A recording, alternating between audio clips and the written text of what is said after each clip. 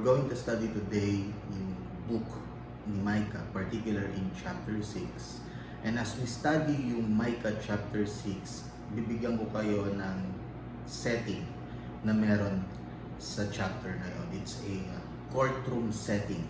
And we know that it is a courtroom setting because from verse 1, ang sabi doon is, "Arise, plead your case." Verse 2, the indictment of the Lord. And then verse 3, Lord has a case against His people. And let me entitle the message today, Arise. Let me read for you Micah chapter 6 verses 1 to 8. Hear now what the Lord is saying. Arise, plead your case before the mountains, and let the hills hear your voice. Listen, you mountains, to the indictment of the Lord, and you enduring foundations of the earth, because the Lord has a case against His people. Even with Israel, He will dispute. My people, what have I done to you? And how have I wearied you? Answer me. Indeed, I brought you up from the land of Egypt, and ransomed you from the house of slavery, and I sent before you Moses, Aaron, and Miriam. My people, remember now what Balak, king of Moab, counseled, and what Balaam, son of Beor, answered him, and from Shittim to Gilgal, so that you might know the righteous acts of the Lord. Verse 6, with what shall I come to the Lord, and bow myself before the God on high? Shall I come to Him with burnt offerings, with yearly calves? Does the Lord take delight in thousands of rams, in 10,000 rivers of oil? Shall I present my firstborn for my rebellious acts, the fruit of my body for the sin of my soul? He has told you, O man, what is good. And what does the Lord requires of you? But to do justice, to love kindness, and to walk humbly with your God. So here in this courtroom setting, the Lord is indicting His people.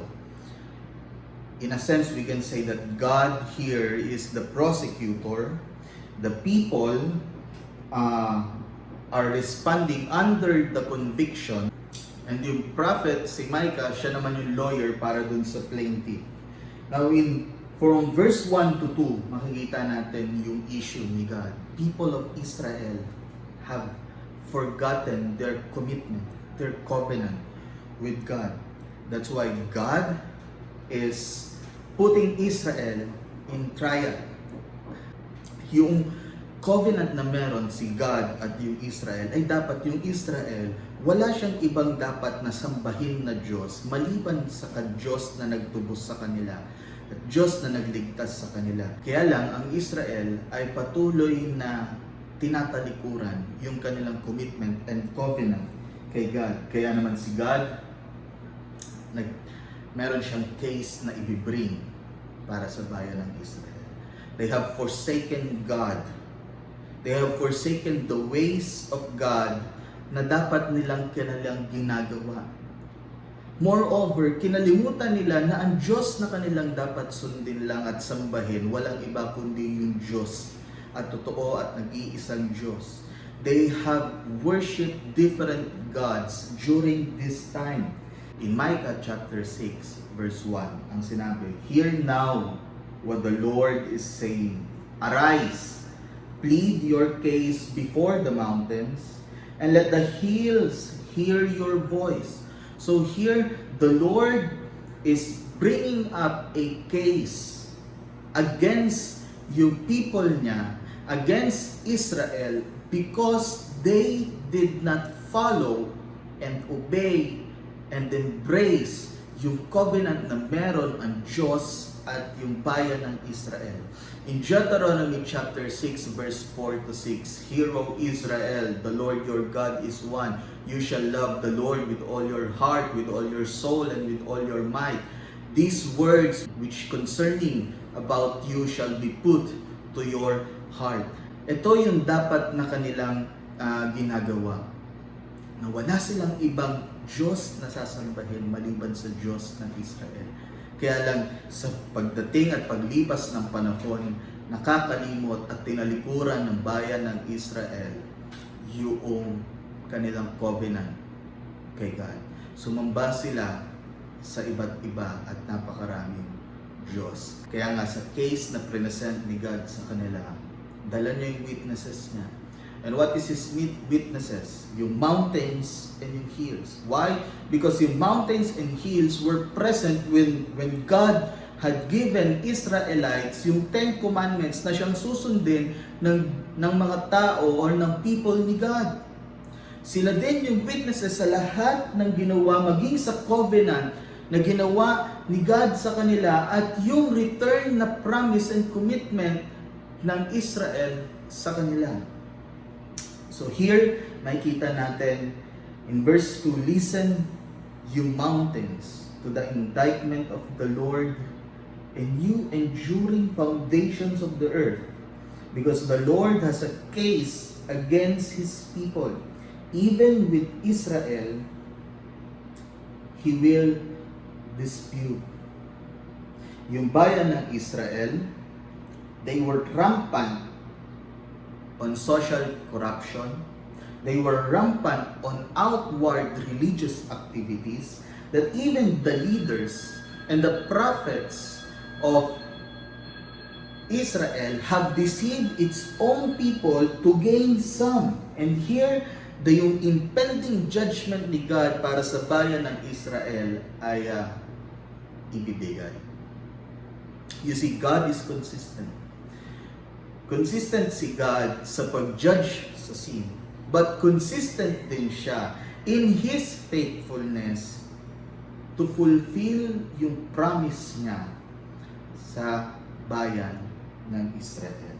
Kaya sa pag-present ni God sa case niya, sa indictment niya doon sa bayan ng Israel, ito yung sinabi niya in verse 3, "My people, what have I done to you?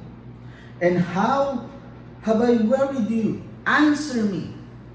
Yun yung sinabi ng Diyos. Anong ginawa ko sa inyo? Paano kayong napagod? Paano kayong naubos? At paano nyo kung tinalikuran dun sa pangako natin na ako lang ang inyong paglilingkuran, na ako lang ang inyong sasambahin, at ako lang ang inyong susundin sa inyong mga buhay? The people have forsaken God. The people turned to their own ways and neglected yung covenant na meron siya sa Diyos. Yan sabi ni God, anong ginawa ko sa inyo?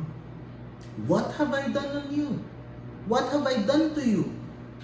How did I weary you? You see, in verse 4 to verse 5, sinabi ng Diyos yung kanyang ginawa sa bayan ng Israel. Pinaalala niya. So we arise and we must remember the gracious acts of God. In verse 4, ito yung sinabi, "Indeed, I brought you up from the land of Egypt and ransomed you from the house of slavery, and I sent before you Moses, Aaron, and Miriam, my people. Remember now what Balak, king of Moab, counseled, and when Balaam, son of Beor, answered him, and from Shittim to Gilgal, so that you might know the righteous acts of the Lord." From verse 4 to verse 5, ito yung ginawa ng Diyos. God has brought them out of the Egypt. God has redeemed them from slavery. God provided them leaders through Moses, Aaron, and Miriam. In verse 5, God reversed the plan of Balaam to curse yung people ng Israel. And then God miraculously parted yung Jordan River so that yung people ni God ay makakross doon. Maraming bagay na ginawa ang Diyos sa kanya na nagpapatutuon na hindi kailanman magiging hindi tapat ang Diyos sa kanyang pangako. Kaya ang sabi ni God sa bayan ng Israel, alalahanin ninyo kung paano ko kayo pinaalis doon sa bayan ng Egypt. Alalahanin ninyo kung paano ko kayo iniligtas from those slavery. Alalahanin ninyo kung paano ko kayo binigyan ng leader through Moses, Aaron. Alalahanin ninyo kung paano ni-reverse ko yung balak ni Balaam na i-curse out yung people ni God in Numbers 22 to 24. It's a story kung saan si Balaam balak niyang i-cursed yung people ni God, but God reversing, God using a donkey that time. And then from Shittim to Gilgal, na kung saan from the east and from the west, para sa pagtawid ng bayan ng Israel, hinati ng Diyos yung bayan ng Jordan. At doon nakalakad yung bayan ng Israel. Lahat ng ito, ginawa ng Diyos para kanyang ipakita yung faithfulness niya sa mga tao. At ganun, ang sabi ni God, what have I done to you? What did I do wrong? How did I worry thee? Did God fail you? Has Christianity or has Christian belief failed you? In the direct answer, it's no. But we failed God. We failed God to follow yung commitment and yung covenant na meron ang tao sa Kanya na walang ibang sasambahin maliban sa Kanya. Na buong puso, buong lakas, buong isip at buong kaluluwa na paglilingkuran ng Diyos at mamahalin ng Diyos. Charles Spurgeon once said, if yung greatest commandment is love the Lord your God with all your heart, with all your mind, with all your strength, and with all your soul, then the biggest crime that we cannot commit is to not love Him with all our heart, with all our mind, with all our soul, and with all our strength. The people of God failed. The people of God forgot or have forgotten yung promise na meron sila sa Diyos. It is not God who failed, but it is us who failed Him. It is us na patuloy na lumalayo at nakakalimutan yung lifetime commitment natin na Panginoon, ikaw lang.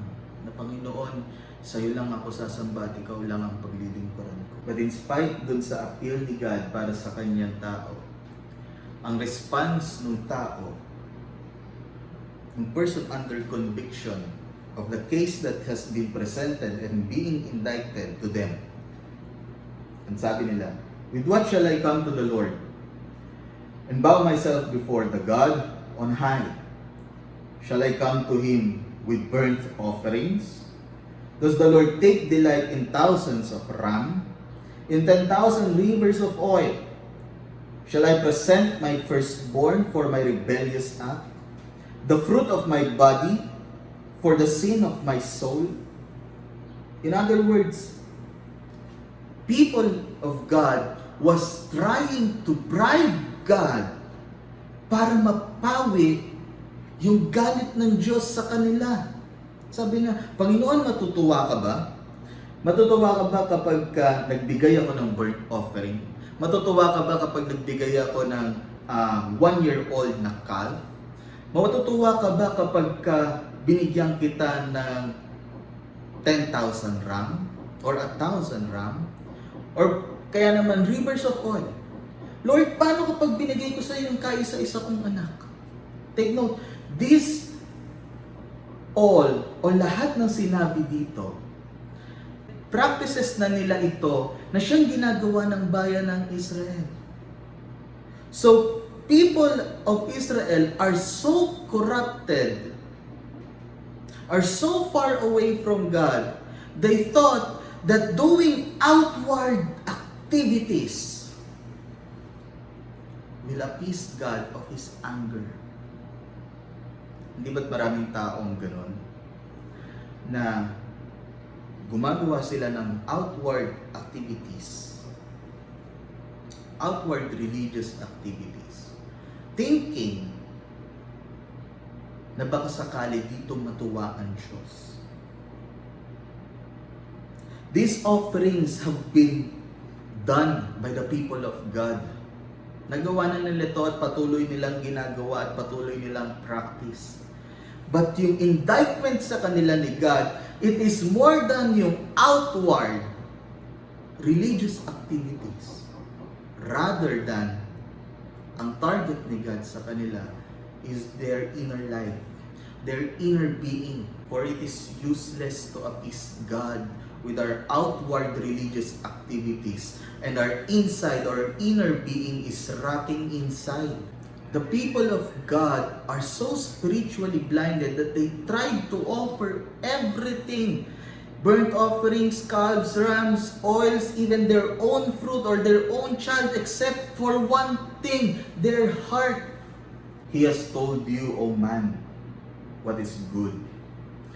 Here, Prophet Micah talked to the people of Israel. Ang sabi niya, sinabi na sa inyo ng Diyos kung ano ang mabuti. At kung ano yung nire-require ni God sa inyo.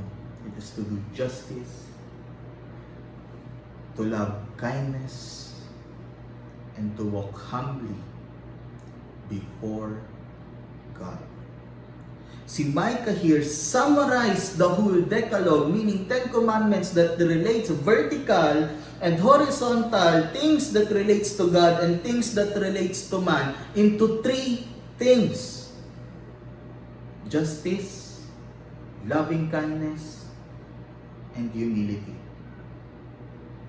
To do justice, or justice sa pagkasulat ni Prophet Micah, is different from justice that we know today. Justice nowadays is far from its definition. Today's justice is a political ideology rather than based on the moral character of God. We are now politically driving the core definition of justice. It was Plato who said that the firmest foundation of a good governance is justice.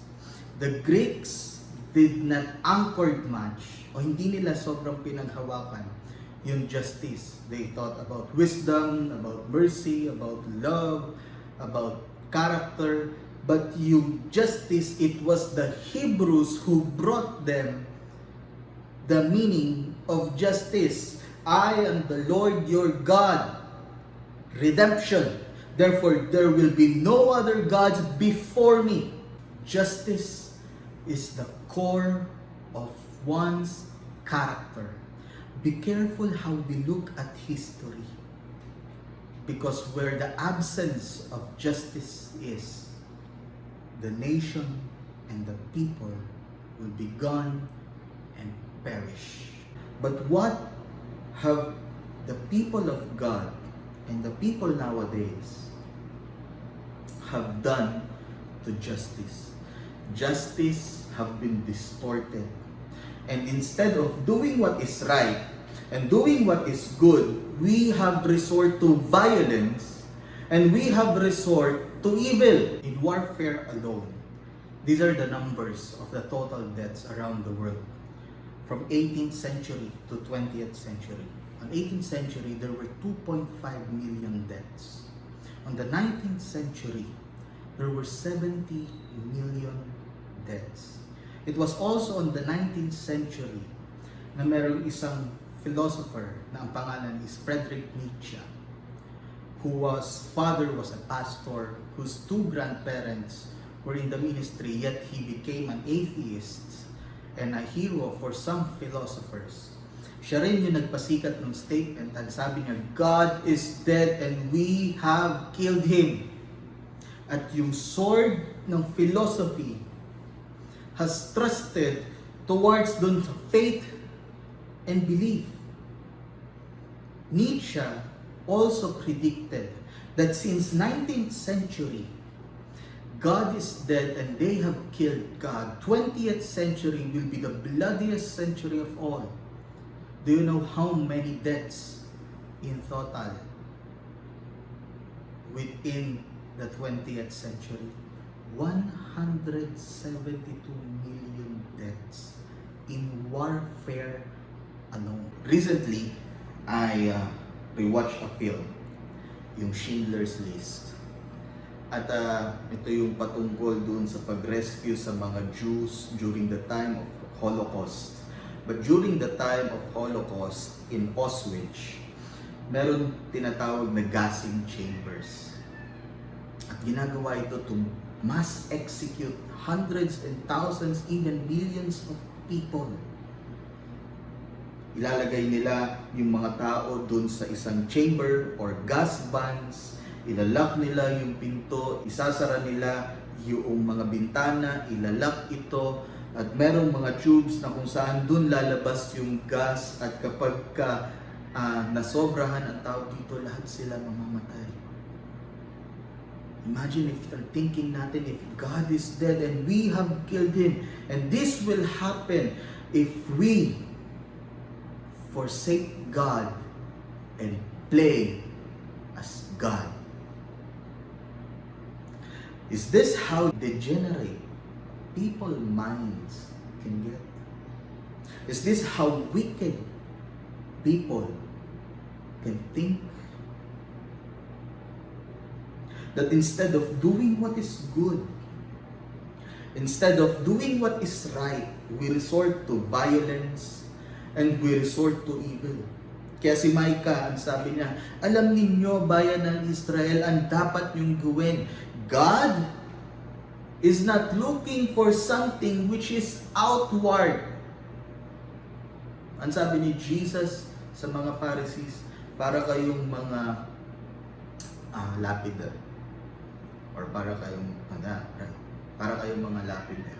Gaano man ito kalinis, gaano man ito kakinis or kaganda sa labas, nabubulok ito sa loob.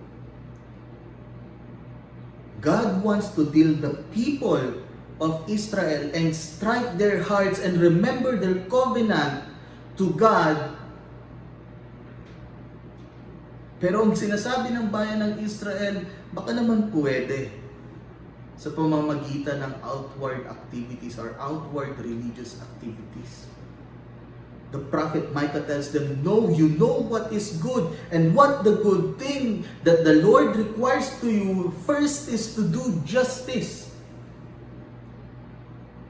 To stand between the line of good and evil and to choose to do what is good rather than to resort on what is evil. This is what the justice that God demands. People that time have been socially corrupted. Widows have been forsaken. Orphans have been left. And the people of God doesn't care. Kaya nga si Prophet Micah, nilink niya yung justice. In doing justice, to love kindness. These both, justice and kindness, relates to people. Kindness here, or yung love here, in a Hebrew word, means hesed, which means compassion, passionate, mercy. Not only that you should do what is good, but also yung good na ginagawa natin is expressed towards other people. Not only na sinabi ng Diyos, you love the Lord your God with all your heart, with all your mind, with all your strength, and with all your soul. Nung ang Panginoong Jesus ay dumating, ang kasama rin ng commandments, ang sabi ng Panginoong Jesus, I love your neighbor as you love yourself. Kung papaano mo daw minamahal ang iyong sarili, ganun mo din ipapakita at ipapamalas yung pagmamahal na yun sa ibang tao. To love, to show justice and kindness. Hindi ba napakaraming accounts nating makikita when you are naked, give him a dress. When someone asks for a food, give him food. When someone gives for a drink, give him a drink. Now is the time that as Christians you can shine, particular in doing kindness, in doing social justice. In this hard, turbulent, and trying times during this pandemic period. If you have some, kung meron ka namang sobra, or kung meron kang maibibigay na pagkain, inumin, o di kaya damit, para dun sa mga lubos na nangangailangan, extend your hand to them. Abutin mo sila, bigyan at tulungan. In these dark times, Christians should shine the light of Christ in their lives. In fact, si Jesus Christ during the Last Supper, greater love ang dapat ipakita sa neighbor more than dun sa loving ourselves. Sabi niya, love your neighbor as I have loved you. Kung paano tayo minahal ng Panginoong Jesucristo, ganun din natin ipakita. Pangatlo, ang sabi, to walk humbly with God. If the first two things, to do justice and to do kindness, is treating or doing things para sa kapwa natin, walking humbly with God is on how we relate yung buhay natin sa Kanya. Pansinin niyo yung ginamit na word, walk. To walk means a constant movement. Meaning it's a day-to-day basis of living in humility under the rulership, ownership, and sovereignty of God. It is when we acknowledge that we are limited and that God is not limited, that we are finite and He is infinite. We are in a world where humility or meekness is being treated or categorized as weakness. But no, here is what the Lord requires of you. That in spite of all your victories, that in spite of your achievements, that in spite of all the glory that has come in your life in this world, in spite of all those things, in spite of all achievements, bank status, financial status, goals that have achieved, dreams that have come true, in spite of all those things, ang hindi dapat mawala sa buhay ng tao is yung kanyang pagiging mapagkumbaba sa harapan ng Diyos. In this life, we have learned so much. But yung humility, it's like having a cup of water that is full. That in order to fill the cup again, you must first throw what is inside so that it can be filled. We all have this tendency to exalt ourselves rather than to be humble. But it is when we realize that all things that we have in this life can never be given to us unless God gave it, and God can also take it anytime. It was when we humble ourselves that we declare that God is really above us. It is when we humble ourselves and when we walk with humility that the lordship and sovereignship of God will be seen in our lives. Wala tayong pwedeng ipagyabang o ipagmataas dito sa mundo. Kundi lahat ng ito ay galing sa Diyos. But when we say we walk with humility, it means submission. What should we do to resolve yung plead na case ni God sa kanyang mga tao maging sa buhay natin? Is it through outward religious activities and sacrifices? No. Huwag tayong maging kagaya ng mga Israelites na nabulag doon sa kanilang outward activities thinking that it would appease God. Because God doesn't look on outward religious activities. He looks at your heart.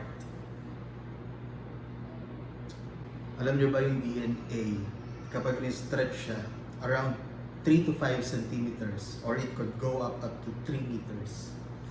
Pero yung bits of information niya is around 3.4 billion bits of information that tells you who you are. And then here is God saying, alam ko yung nasa puso mo.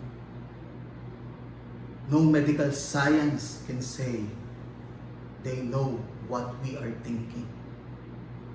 It is God who says, I know what is in your heart and I want you to start afresh, start anew, remember my past deeds, remember your commitment, remember your covenant with God, and do not be spiritually blinded with outward religious activities, but to give your whole heart and commitment to Him.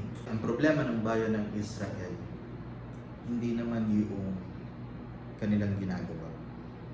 Ang problema nila, akala nila sapat na yung kanilang ginagawa. Even the Apostle Paul said or gave a warning to fellow Christians in the New Testament sa magtitake ng Last Supper. Sabi niya, kaya marami sa inyong nagkakasakit dahil mali ang inyong behavior or attitude in doing yung Last Supper, because it must be taken with the wholeness of heart. Ganon din sa pagsunod at sa bigay ng buhay sa Diyos. Everything must flow from our inner being towards our outer being. Makikita natin kung paano kinumpronta ng Diyos yung kanyang bayan dahil sa kanilang pagkalimot, dahil sa kanilang pagtalikod, dahil imbes na yung Diyos na nagligtas sa kanila sa bayan ng Israel, yung kanilang pinaglingkuran. Ang pinaglingkuran nila ay yung Diyos ng fertility ng Canaanites, which is Baal. Hindi lang yung Israelites yung naging biktima nito. Maraming Kristiyano ngayon ang nagiging biktima ng ganito. They have committed their life to God. They have surrendered everything to God. They have pledged their allegiance to God na siya lang at tanging siya lang yung sasambahin. Pero dumadating yung time na nakakalimot at sa ibang Diyos na sumasamba, sa ibang idols sa buhay na sumasamba. If you are one of those, remember God and what He has done in your life. Remember your covenant. Remember your promise to God. The Lord requires you. The Lord requires your commitment to Him. Although offerings that we can give, talents that we could give is good, the greatest good that you can give to God is your heart. Remember how God rescued you from sin. Just like Israel was rescued from slavery. We have been slave to sin. But then God in His grace and mercy have rescued us. Iniligtas niya tayo. At dahil iniligtas niya tayo, siya lang dapat yung ating Diyos. Siya lang dapat yung ating sambahin. Siya lang dapat yung ang ating mahalin. Siya lang dapat yung ating paglingkuran. Let's pray. Lord, we humbly come before you. Hindi pa man kami nagsasalita, ay nakikita mo na at alam mo na yung laman ng puso namin. Lord, cleanse our hearts and refine them. Make it pure na ang tanging nais nito ay sundin ang iyong kalooban at sundin ang iyong nais. Lord, we fail. We are weak. But in your strength and in your grace, ay pinapalakas mo kami. Kaya naman, Panginoon, bigyan mo kami ng lakas para pagtagumpayan namin yung bawat araw na laban namin. Sapagkat sa sarili namin, hindi namin ito magagawa. Ikaw ang aming pag-asa, ikaw ang aming kalakasan, at ikaw ang Diyos na tanging nais namin sambahin sa aming mga buhay. Sa pangalan ni Jesus.